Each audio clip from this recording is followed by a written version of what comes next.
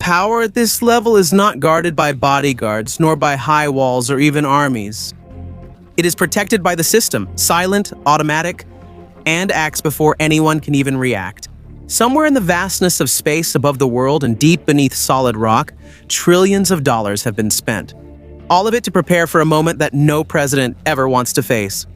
Watch until the end, because what you'll see is not just a bunker, not just a plane. This is the most expensive, unseen, and most advanced survival machine ever built. A system was designed to maintain power and authority itself, even if everything collapses. But before we start that, if you're new to our channel, please don't forget to subscribe so you'll always be updated with videos like this. Space ice? The first 30 seconds of a nuclear crisis do not belong to politicians, not to generals, and not even to the president. They belong to the heat itself.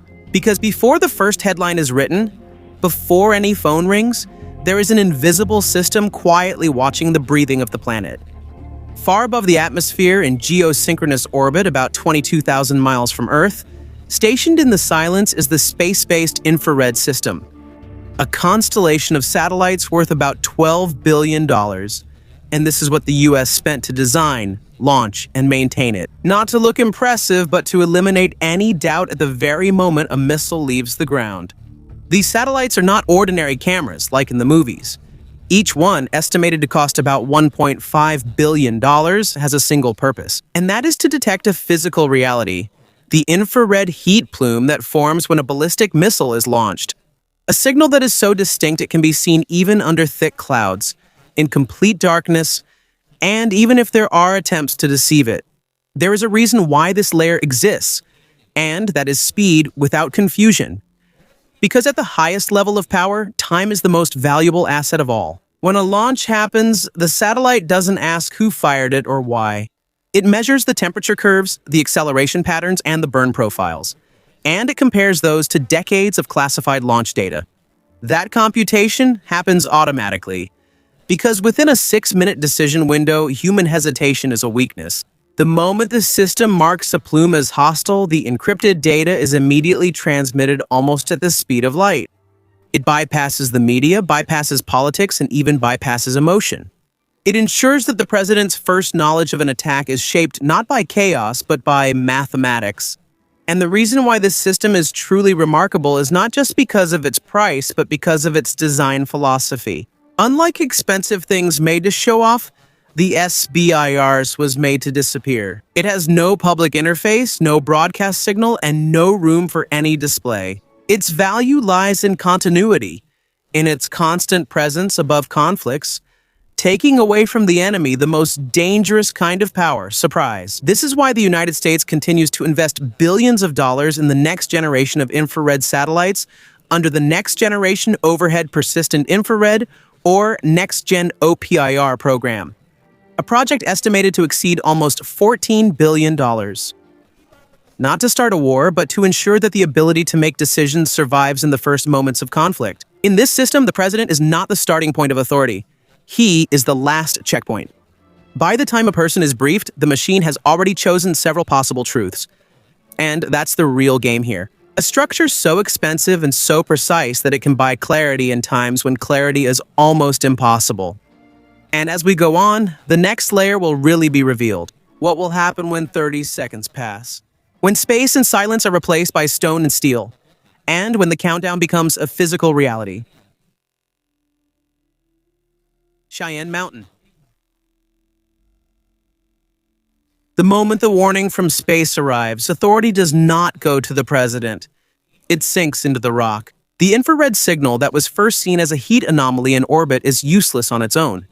Because power does not act on possibility, it acts on verification. So the next destination of the data is not the White House, not an airplane, but the Cheyenne Mountain Space Force Station.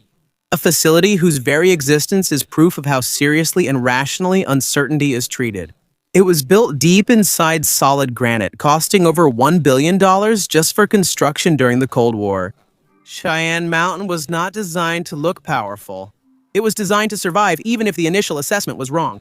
Inside these mountains, behind blast doors weighing over 25 tons each, The analysts don't argue about motives or politics. They run models. The first task is pure numbers. How many missiles were launched? Because the number will determine all the next levels. A single trajectory could be an accident, or it could be a test. Dozens launched simultaneously means there's a strategy, and hundreds, that means an intention for annihilation. The second task is geometric. What paths are the missiles taking? Because of the trajectory, you can see the origin and the level of sophistication. The third task is brutally practical. Where will they land? Because deterrence fails if it's not clear what's really at risk. Every console, every algorithm, every human role inside Cheyenne exists to make chaos clear. This facility isn't luxurious, but there's one thing it has in abundance, and that's redundancy. Cheyenne Mountain is built on massive steel springs, an engineering solution that costs tens of millions of dollars, so the entire complex can withstand the shockwave from a nearby nuclear detonation. It has its own power system, reserved water supplies, an air filtration unit, and it can operate independently for several weeks. Continuous command is also a form of power. This isn't a bunker for comfort. It's infrastructure built to keep decision-making alive even if the shape of the world changes. But what truly makes Cheyenne Mountain valuable isn't the concrete or steel, but the institutional memory. In November 1979, a training tape was accidentally loaded into the NORAD system. It simulated the launch of 1,400 Soviet intercontinental ballistic missiles, and within 6 minutes, the United States was standing on the edge of an irreversible decision. That near tragedy rewrote the doctrine. They added confirmation protocols, implemented cross-checks with independent radar systems, and put in layers of human verification. Because sometimes a false alarm is more dangerous than a delayed truth. Cheyenne Mountain is a monument to that lesson, a place where machines are trusted only until the moment they are doubted. Here, time is treated like an enemy. Every second that passes without confirmation is recorded, challenged, and restarted. Analysts are trained not to act quickly, but to act correctly. Because speed without certainty is how power destroys itself. This is why Cheyenne Mountain remains active even in the age of cyber warfare and AI-driven analytics. There are ongoing modernization programs costing hundreds of millions of dollars to ensure that the old systems are compatible with next-generation sensors. By the time information comes out of this mountain, it's no longer a warning. It's already a verdict, and that verdict shapes everything that follows, from the emergency conference to the president's actions. And if space is where the threat is seen, Cheyenne Mountain is the place where reality is decided. A kinetic threat? Before power reaches the president, it first passes through geometry, mathematics, and silence. The most dangerous stage of a nuclear event is not the actual launch, but the moment when uncertainty suddenly becomes certainty, faster than any legal or human response can keep up. This is where ground-based early warning radars come in. They're not dramatic weapons. They're the accountants of the apocalypse. The stations in Alaska, Greenland, and the United Kingdom cost billions of dollars to build and maintain, but their true value lies in a narrow window of 2 to 3 minutes, when the possible becomes the probable. These radars are designed for one thing, and they do it relentlessly, and that is to track objects moving at over 15,000 miles per hour over the curved surface of the Earth. If satellites can detect heat, radar can detect mass and movement. They calculate the separation event, the moment when a missile bus releases multiple warheads, and they estimate which cities are under those trajectories. Each installation is reinforced against electromagnetic pulse. Buried or protected, there are redundant power systems that cost tens of millions of dollars. Because losing radar data is like losing sight, and in a fight, sight is life. Once radar confirmation begins, what might be the most consequential call in the world rings? The Threat Assessment Conference. This isn't a discussion. It's a ritual of synchronization. 3 command nodes connected in real time. NORAD is responsible for warning the homeland. The United States Strategic Command, the Guardian of Nuclear Forces, and the National Military Command Center inside the Pentagon. The infrastructure that enables this call, encrypted fiber lines, hardened satellite links, and EMP-protected terminals, is the result of decades of investment. This was not funded for convenience, but for security. And the reason why this system is uniquely dangerous is not because of technology, but because of protocol. This system is designed to double-check itself before anyone can disturb the president. Before any action can be taken, the authorization chain requires verification through the Secretary of Defense. This safeguard was created to prevent false alarms that could trigger irreversible actions. A lesson written by bloodless near misses like the 1979 NORAD training tape incident, which almost caused a real retaliation due to simulated data. However, there is a trade-off for this precaution, and that is time.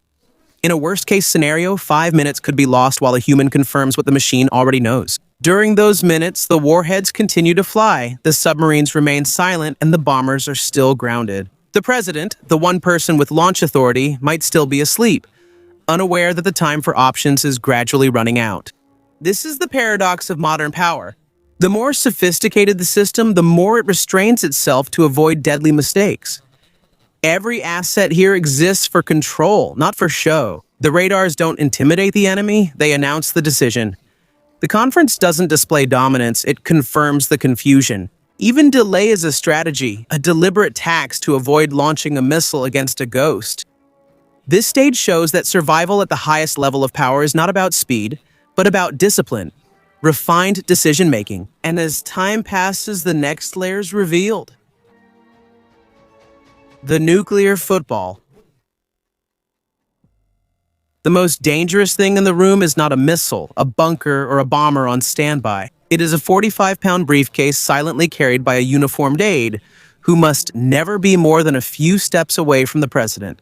The nuclear football doesn't look powerful, but it represents a system whose entire architecture costs billions of dollars and exists for only one purpose. And it compresses the decisions that could end civilization within minutes without breaking the chain of command. The briefcase itself is not a luxury item in the traditional sense. However, its engineering demonstrates absolute priority. Each unit is estimated to cost several $million when you include the hardware and communication hardware, encryption modules, life cycle replacement, and ongoing security upgrades. It exists to ensure the mobility of authority. It allows the president to act even if the White House is gone. In this context, power must follow the person, not the building. Inside the case sits the Black Book, about 75 loose-leaf pages that are more about logistics than strategy. These pages are not theoretical, all of them are pre-priced consequences. Each strike option represents decades of investment in weapon systems, submarines, and bombers, with a combined value of about $1 trillion. This Black Book exists because improvisation is a liability. Under time pressure, structure maintains control when emotion threatens it. Along with the book is the Biscuit, a credit card-sized authentication device connected to the United States Nuclear Command and Control Network. While the physical card itself is inexpensive, the cryptographic ecosystem that supports it, the NC3 modernization program that enables secure authentication and launch transmission, is estimated to exceed nearly $77 billion in the coming decades. Its role is not speed, but legitimacy. A launch order without verified identity is not power, it is chaos. Once the president is connected to the missile event conference, Stratcom will display the trajectories, impact estimates, and response package. The 6-minute decision window exists because American land-based missiles, each silo reinforced at a cost of $10 million, must be launched before they're destroyed. Delay equals disarmament. The system doesn't reward caution, it punishes hesitation. Importantly, the Secretary of Defense can only verify the order, not veto it. The concentration of power is intentional. Diffuse power leads to paralysis, while centralized power brings accountability. The system accepts the moral risk of a single decision-maker because the operational risk of committee rule is greater. Every safeguard here exists to prevent the machine from acting on noise while still allowing it to act. This is not a show. This is governance stripped down to its function. Money here does not buy comfort, influence, or image. It buys continuity, clarity, and irreversibility management. And once the choice is authenticated, the system goes beyond the president himself and moves to layers that can survive even without him. Evacuation as command. In this system, evacuation is not escape. It is the transfer of command. Once the land becomes unreliable, the authority moves, bringing the state along with it. What appears to be flight is actually continuity engineered under extreme pressure. If the warning time drops to a few minutes, the president descends to the Presidential Emergency Operations Centers, an underground facility beneath the White House designed for blast resistance. airtight isolation, and immediate command continuity. The exact cost has never been revealed to the public, but it is estimated that repeated upgrades over the decades have put its value in the hundreds of millions of dollars. The bunker exists for a narrow purpose, to buy time, not to win a war. This allows for decision-making while the outside world becomes uncertain. But it was never designed to be a permanent residence. When there is still time, the system begins to escalate. Marine One, a fleet of helicopters estimated to cost $20 million each, transports the president away from fixed geography. And the destination, Joint Base Andrews, is not for safety but for access. From there, authority transfers to the air, aboard the E-4B Nightwatch, a modified Boeing 747-200 that functions as a flying government. Each airplane is estimated to cost around $220 million, not including the decades of classified upgrades to the airplane. Its operation is estimated at $159,000 per flight hour. This expense exists because survival without a commander is not an option. This airplane is reinforced against electromagnetic pulses, with shields that keep the electronics working even if there is a nuclear detonation nearby. It can now refuel in the air indefinitely, with an endurance test lasting up to 35.4 hours nonstop.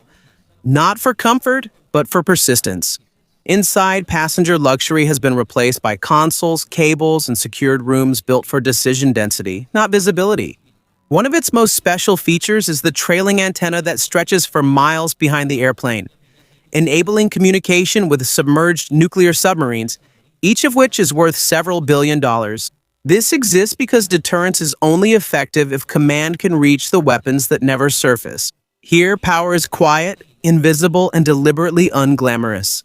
This evacuation chain reveals a deeper logic. Wealth is not spent to protect a person, it is spent to protect the flow of decision-making. The president becomes mobile because authority must survive beyond geography, physics, and panic. In this world, luxury truly doesn't matter. What matters is function. Continuity, bunkers, and the nuclear triad that keeps control alive. You don't protect power by showing it off.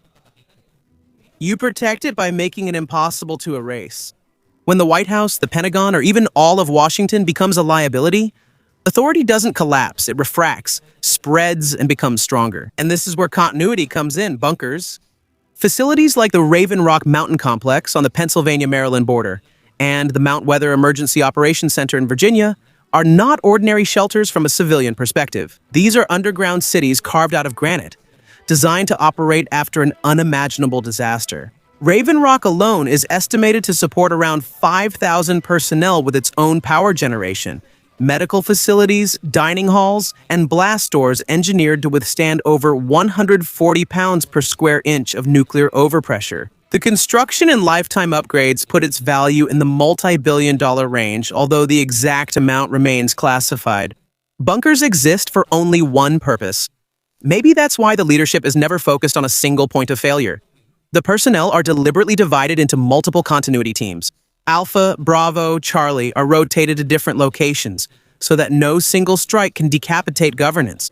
This is not paranoia, this is system engineering applied to power. Redundancy is the currency here, not comfort. But the bunker alone does not guarantee control. Credibility comes from what still responds when the order is given. This is where the role of the nuclear triad comes in. A structure designed to survive even partial destruction and continue to function as a whole. On land, the Minuteman, the third intercontinental ballistic missile, sits in hardened silos in the American Midwest. Each missile system costs millions of dollars, while the silos and surrounding command infrastructure push the investment to hundreds of millions per site. They exist to force any enemy to spend enormous resources even before attempting to neutralize them. At sea, the Ohio-class ballistic missile submarine is the silent backbone of deterrence. Each submarine costs around $2 billion and carries Trident II missiles each, of which also cost $10 to $10 million with multiple warheads per missile. Their goal is invisibility. Even if everything on land is destroyed, the submarines ensure that retaliation remains certain. In the air, platforms like the B-52 Stratofortress and B-2 Spirit provide flexibility. The B-2 Spirit, which costs over $2 billion per aircraft, exists not for efficiency, but for survivability and recall. Bombers can be launched, redirected, or stood down. keeping the decision space open when seconds matter. This system is not dramatic in design. It is cold, expensive, and deliberately boring. Its true achievement is not distraction, but continuity. There is always someone holding power. If you're inside this system, which layer of redundancy do you trust? The bunker, the submarine, or the aircraft? What this system ultimately shows is not military strength, but how extreme wealth is converted into long-term power. The ultra-elite don't spend to appear safe. They spend to eliminate decision friction. When every second counts, money is used to pre-build choices, automate responses, and remove any delays. Second, real power is never centralized in one place. Just like Asian billionaire families who disperse assets across different jurisdictions, bloodlines, and trusts, this system disperses leadership, command, and continuity so that no single strike can erase control. Third, the legacy is protected through redundancy, not symbolism. Every plane, bunker, satellite, and succession chain exists to ensure that influence remains even if the individual is gone. If this analysis has given you deep insights into how money quietly engineers control at the highest level, subscribe to our channel and we'll see you in our next video.